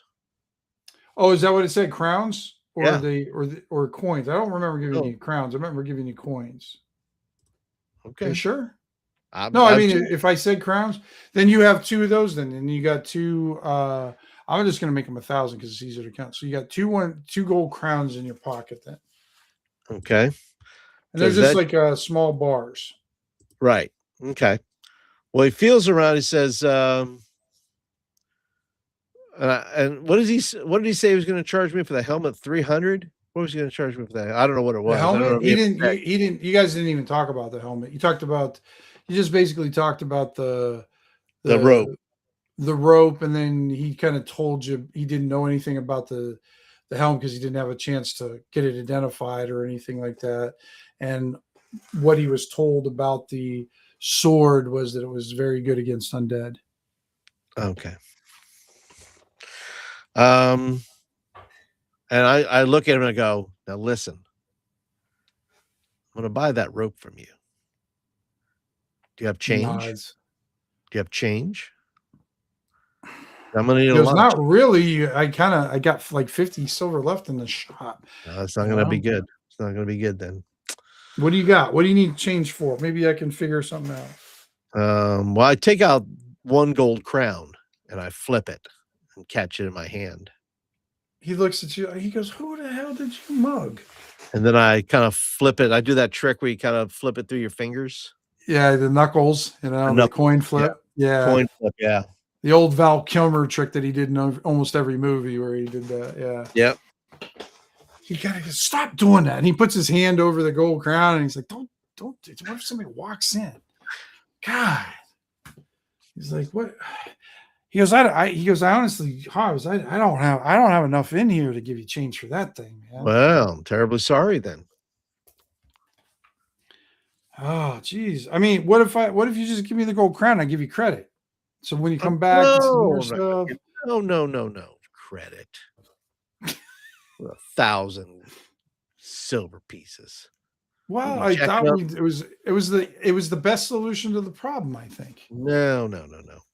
How about this? All right. Now that you know that I'm good for it, why don't you put the rope aside for me? And then when I get change, I'll come back and pay you. What if you start assuming room temperature in some temple of Dedragoria that you ripped off? Well, then assume that you can sell the rope to somebody else. Well, no, because you got it and it's in the temple of Dedragoria. I didn't say I was taking it. Oh, you're not taking it. No, you just want me to.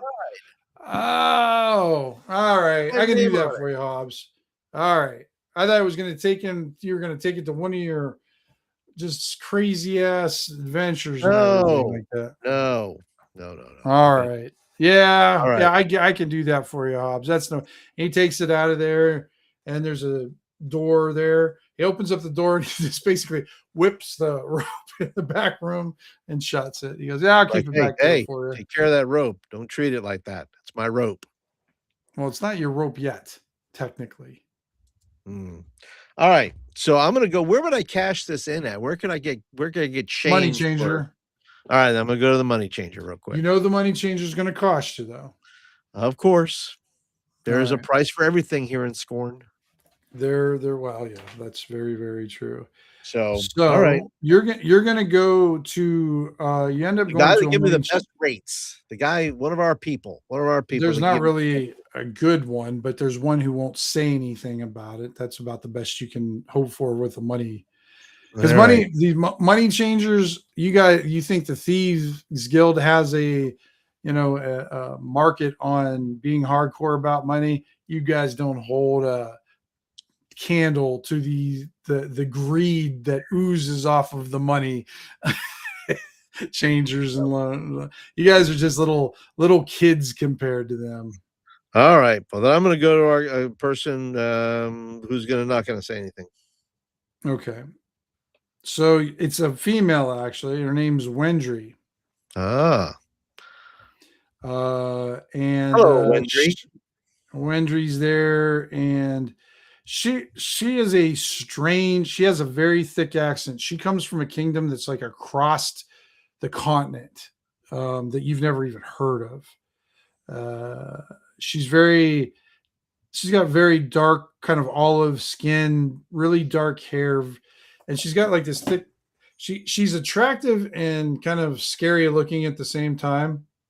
Um, but she has this really thick black hair that she keeps in these tight braids in there, and she's she's kind of tall for being a woman. And then the other thing about her is you she's not known to be the most honest of them all, Okay. but she won't say any. You know that she won't mention anything to anybody too, because she's she's kind of known to be a bigger crook than anybody else.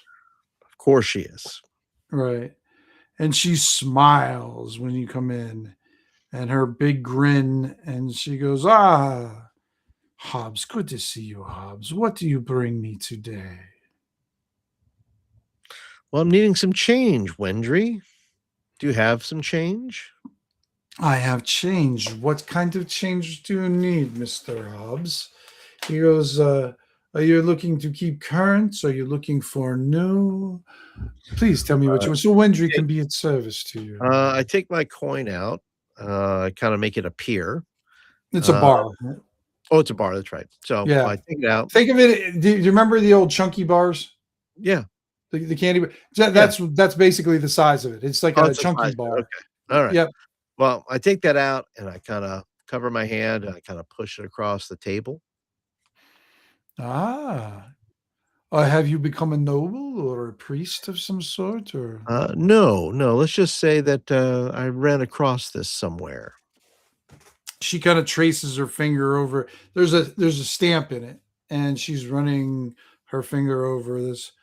This one has seen some things, my friend Hobbs. This has made many travels. Because do you know where this one is from? I cannot remember. No.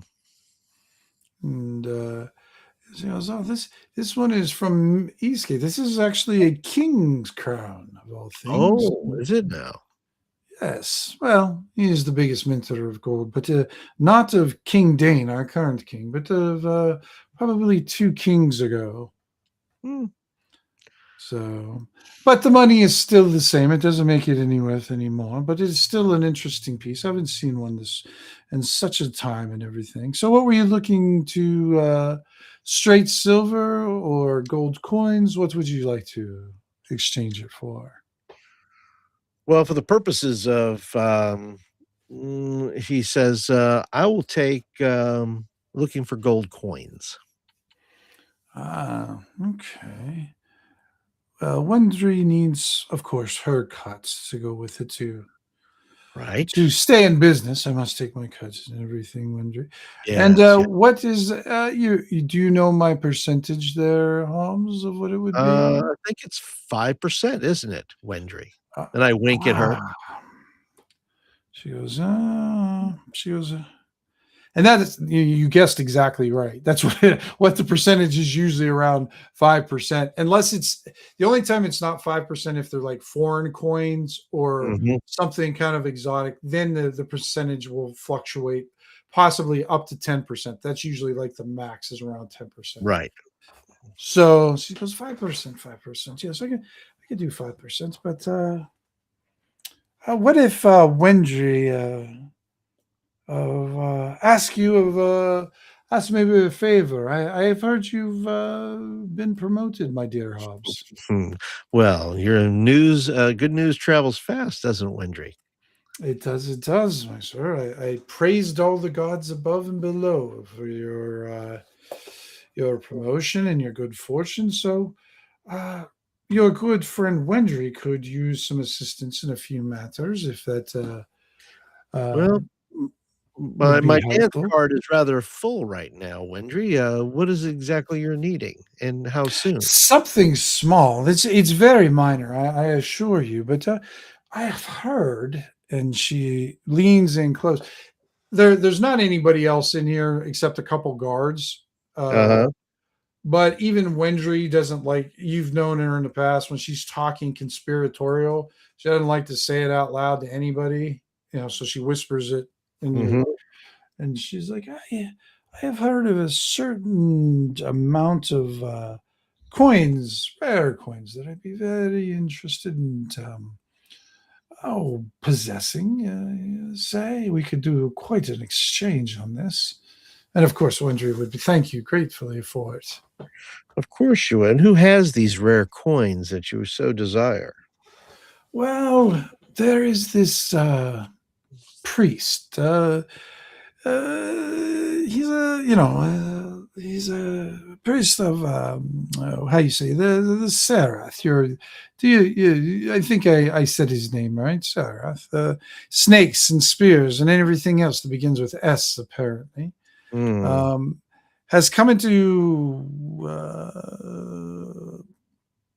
possession of a small chest of Lady Ingrade silver coins, and I desire to have them in my collection, and I would pay you a great deal.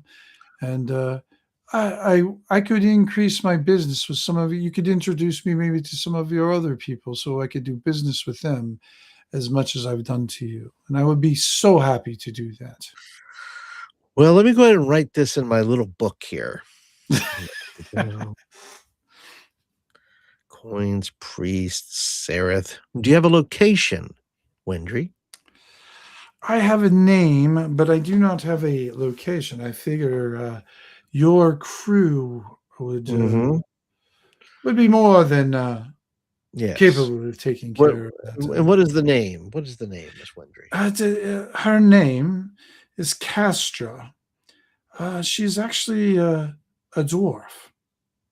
Strange to have a dwarf within Sarah, since they despise the little things. But there you have it. Who am I to say or judge? To each their own. Castro. Exactly. Okay. Well, let me see what I can do about that, Miss Wendry. But for now, I The will coins. take my coins. So what she does, Paul, is she gives you because you want it in gold coins, correct? Right, because 1,000 that's a lot to carry. Yeah, that's quite a bit. So what she does is gives you 9 gold coins and then gives you a pouch of 50 silver, and then she gets 50 silver as her cut. So 50 silver and 9 Gold gold coins, coins, which and are those are worth worth 100 100 each. apiece. Yep. And you notice that the coins that she gives you are, well, first, before she gives you coins, she goes, "Did you want these as street coins or minted coins, my friend?" Um, what would I know to answer? Probably street coins, so they would not Street attract. coins are just street worn. The thing about street Yeah, coins let's is do street. some Yeah, people street. shave off the shit, or Uh, whatever. But if you start handing out mint coins, then it just seems like you're the first in line who's got them. Sometimes it's good to have those, just yeah, because, especially with gold coins, because it looks like you're getting them from the source, right. from like the nobility or whatever. But if they're street worn, then it looks like they've been passed around a lot, and you I'll kind of take got this. them. I'll take the shiny ones then. You want the ones? Okay, so she gives you this. She goes, "Oh, of course, my dear. Here you go." She goes, I hope they bring you even more of their type."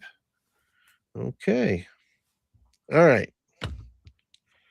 All right, Miss Wendry. Well, thank you for your time. Um, we will see one another very soon. I look forward to it, my Is she friend. is I she look human, forward by to the it. way?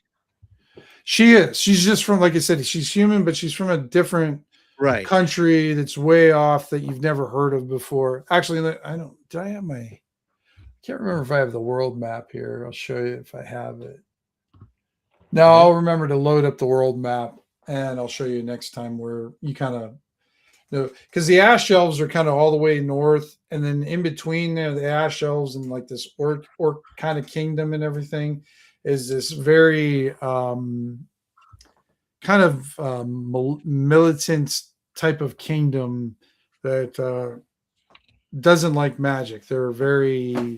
They don't let they'll let priests come in. They're very religious, but as far as magic users or wizards coming in, they do not really allow that. Gotcha. All right. So I'm gonna go ahead and get rid of the 2 egg size quartz. Okay. And how So much are those, Paul? you have it on value the- I valued them at 75 a piece. 75. All What do we right. say? 75 what do we say? I think it was 75 silver each. Yeah, I think you're right. Yeah. Go ahead and give me a D20 roll then, Paul. D20. Yeah, just give me a D20. You can add your. Actually, you get this with advantage, and if you have an intelligence bonus or well, you have a penalty. Add that in, or subtract that in. Okay, so we'll do advantage. Yeah, and you have to beat a 12. Ooh, lucky. 16. So you get the full 75 for both of them. All right. So 150. It's another 150 silver. Mm-hmm. Okay. All right. And there we go. So I think I got rid of most everything. I'm still Yeah, I was holding going to on say, to do you the have anything else? I have the candlestick that's supposed to be Mhm. 200 silver. You want to sell the candlestick too, or are you hold on to Sure, if that? I can. All right. It was worth Go ahead 200. and roll the same thing again, Paul. All right. You have advantage with this one also. Okay. 19. Critical success. So what did I say it was worth? 200? Yep. You got 300 for it. Because Oh, you told the backstory of it, and when they heard the backstory of it, all of a sudden they became a little bit too creepily interested in it and decided to give you an extra 100 on top of what it was. good. Worth. Whatever that was, I'm kind of glad I got rid of it. Whatever it was. I certainly Yeah. didn't want to light it. Bad things could have happened. Right, right. All right. So then 300 and so 50 silver for jewel for quartz. And then 300 silver for candle sticks. All right. Okay. Did you sell everything then? I think I have sold everything but Okay. well, I sold the skull, the branding iron. Yeah. I You made sold pretty the good money off candlestick. that trip, didn't you? I sure did. Yeah. Sold the sword, Yeah. sold the handkerchief. The only thing I have left is the figurine carved out of cobalt. So, Okay. You want to try to sell that one then? well, yeah. Is there I don't know what the I can't remember what the value was on that. Was there a well? You It's can 50 roll. silver pieces. Right. I was going to say, I think it was around 50. Yeah. So I'll roll for it. Okay. Go ahead. Okay. Oh, 18. yeah. You get 50 for it. All right. So 50 there. Well, you just made 500 silver then, didn't you? I did. I made well, I made more than 150, 450, 500. Did you say 500? Yeah. Yep. Just in that little exchange. That's pretty good. That's pretty good. Yep. Well, that's all money that's got to pay the crew. So, Right. well, the 10% minus 10% for Sidwin. So 50 silver for him. 10% or 500, How much? minimum. You said 10%, right? I'm sorry, 100. 10% or 100 silver pieces, whichever is greater. So whichever is greater. So Yeah, minus because if you end 100. up pulling in a $2,000 haul, he's going to want 200 silver, not 100 silver.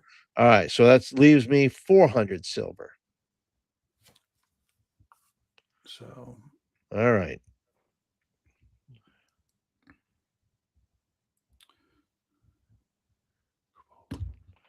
All right. all right. And that's where we'll end it for tonight, Paul. Well, where was Joe during all of that? That was some I accounting, know. and that was some. I mean, that was right up Joe's alley there, I think. Joe would have been. Well, I can't say what he'd We be don't doing. want to know what Joe was doing. We at don't know that what he was time. doing while I was doing No. that. No. We would have probably had to shut off his camera. Yes. Yes, but but that was quite the experience there. But you know,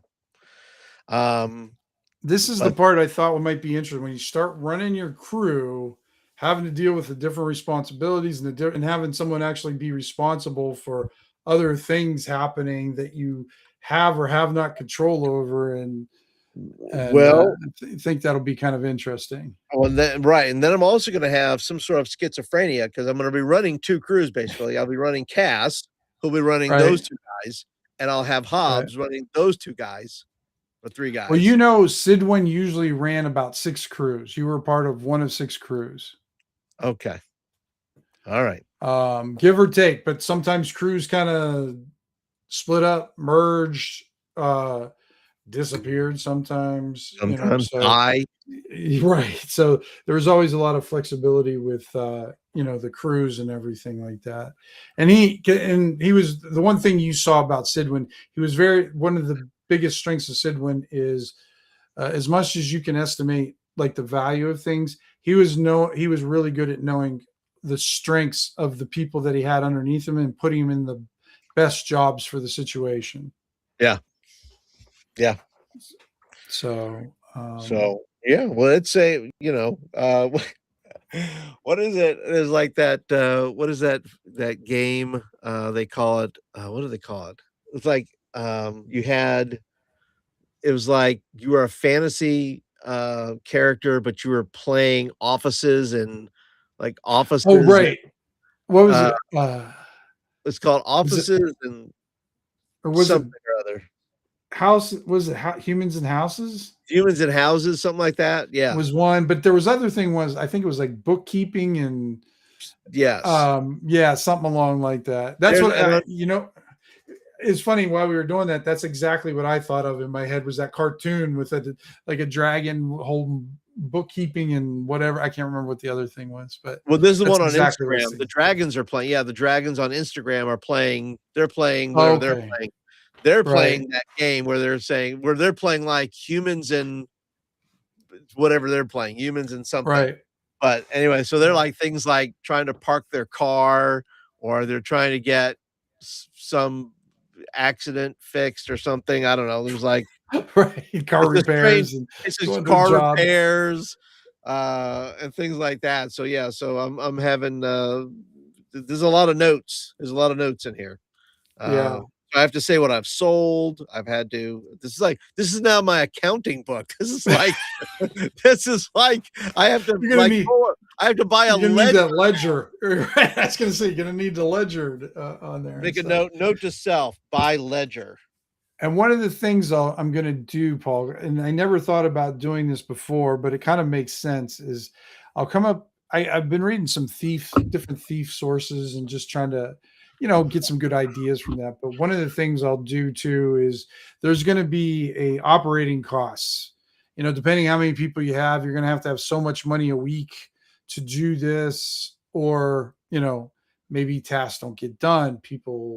Some of your crew goes away, or maybe or you'll have like disadvantage on completing that task, one of your crew, because they don't have all the equipment or something like that. But I kind of figure out like some sort of my own little spreadsheet with that, so that I add another element into, because as much money as you're making, it costs a lot of money to make money. Well, it does. We just have to figure out how to be. Well, we have to be independently wealthy, is what we have to be. So we just have to figure out. And you kind of are. That's what helps too. Well, I'm not. I don't think I'm independently wealthy, but I have to. I have to keep these connections. Yes. Doing these jobs where now I have a relationship with, if he's still alive, right, Lord Dithrig. So maybe I have some connections with him in the future. Yeah, maybe. If he's still alive, we don't really know, but we'll see. But if you have any suggestions with if something pops up into your brain too about that, Paul, or maybe a way to do it, let me know. Because I mean, it's very amorphous in my head right now on how to do that. Well, maybe there needs to be a table for that versus a Exactly. That's what I'm thinking of.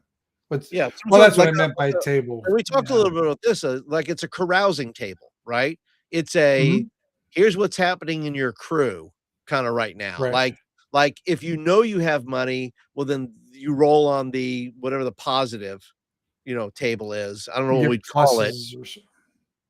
What happened? What happened there?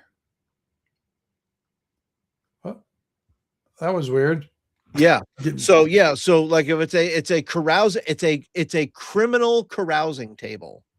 right. So it's some sort of we'll come up with a fancy name for it. But yeah, but where if the mission goes well and I make enough money, Mhm. then I get to roll on this table. If I fail the mission and do not make enough money, then I roll on this table, which gives me minuses to certain things, or I lose a Right. crew member, or it goes in whatever fashion like that. Gotcha. No, yeah, it'd be cool to kind of brainstorm that some night, Paul, and try to Yeah. figure out something like that. You get 5 XP too. Your crew doesn't get anything right this week, but they get because they already got the XP for the treasure. So, but I'm giving you 5 XP for making new contacts and picking up new Okay. jobs and everything. Well, okay, but didn't the rest of the crew does not get XP though? No, they already got all the XP from the treasure last week. Oh, from last week. Okay, for that Yeah. they don't get Yeah, that. because you're not getting any treasure for much today. Most of your XP is coming from role playing and gaining contacts and All stuff. right, so that puts me at 32. Ooh, getting close there, aren't you?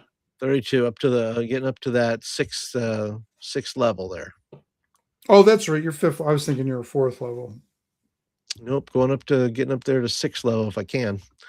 Oh, And then Mitchell, he's at first. We made him a first level thief now, right? yeah, we rolled up him. I That's right. think we completed him last week. We leveled everybody up who had the opportunity to do that. Okay. Yeah. All right, then I think we have. So you got like what three jobs? Yes. Or like 3 things, and then you have a possible favor job to call on. Yes. So you've got that going. That's. Did you ever play like Skyrim or Fallout? One of those Mm-mm. role playing games like that. Nope. No. What ends up happening in those games a lot of times, you start accumulating so many quests, you forget which freaking quest you're on, or you log out and you don't log in for a week and you can't remember which quest you were working on. That's what you're going to be like here, I think, soon. Well, once again, Hobbs is a good note taker, so he keeps track of his money and his missions. He does. So it makes him efficient. What does Sidwin normally pay? I mean, his crews. I mean, what did they get? Did they get 10? I told my crew they're going to get equal shares. It depended on the job and everything. He was hoping, because remember he supplied there. You're supposed to make your own money.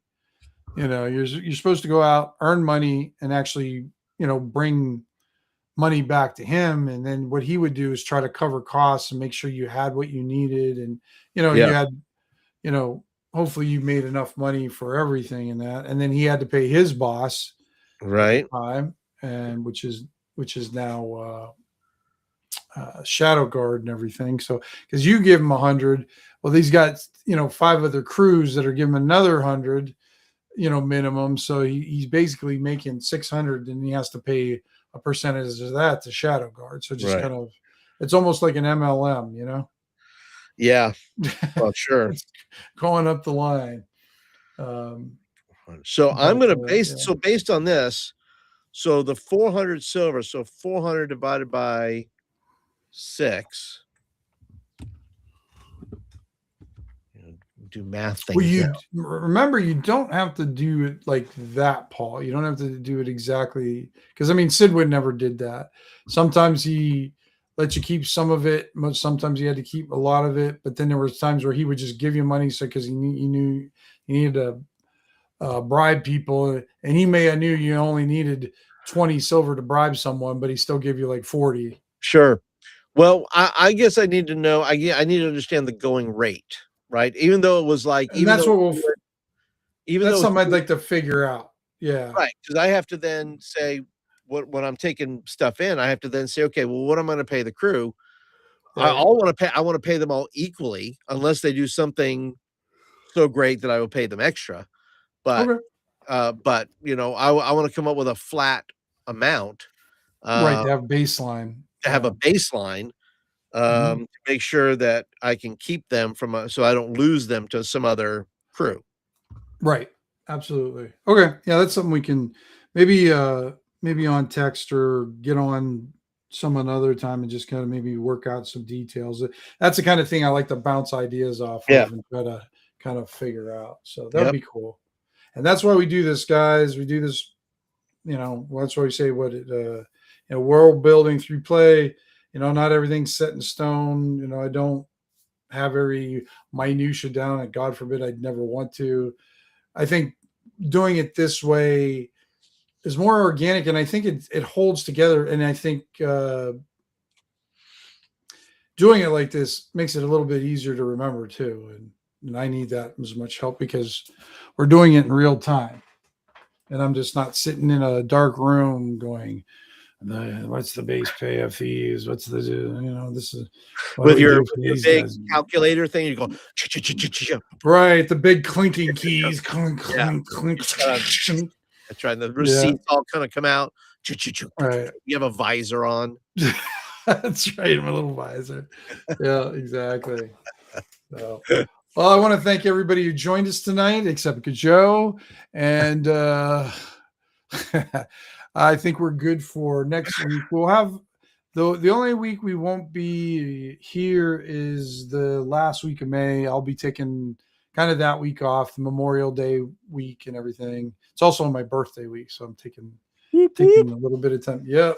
That's birthday boys. You got one coming up pretty soon too. I have one on the 24th. That'll Yep, and I'm be almost 2 weeks away. yeah, same time. Yeah, and mine's on the few days after that, so we're basically 3 days apart. So yeah, We're like twins with who more knew, hair. Gemini's? You definitely have got me beat there. Yeah, Not by that's much. not hard to do. Not by much. I understand. That's what I say. I tell people, they're like, "Oh, how long you been shaving your head?" And I was like, "I don't know, since I was 23, I think." I said it's becoming more meaningless every year. You know, it's just less to shave off anyhow. So Yeah. But thanks for joining us, guys. Hopefully, you know, I don't know how many people are sticking around this long, but if you do, please like, subscribe. What's the other thing? Comment. I always forget Share. how to do that. Share. You can Yeah. share. You can share videos. I didn't even know that. Well, you share. Yeah, you can share the link and share the video with somebody and say, "Hey, Oh watch yeah, this I guess. video." Okay. I guess I never thought of it that way. So yeah, share more than me. Apparently, I don't share at all. I'm greedy. And join us next week, and you'll see Paul balance his checkbook. That There we go. yeah. So all right. Good night, everybody.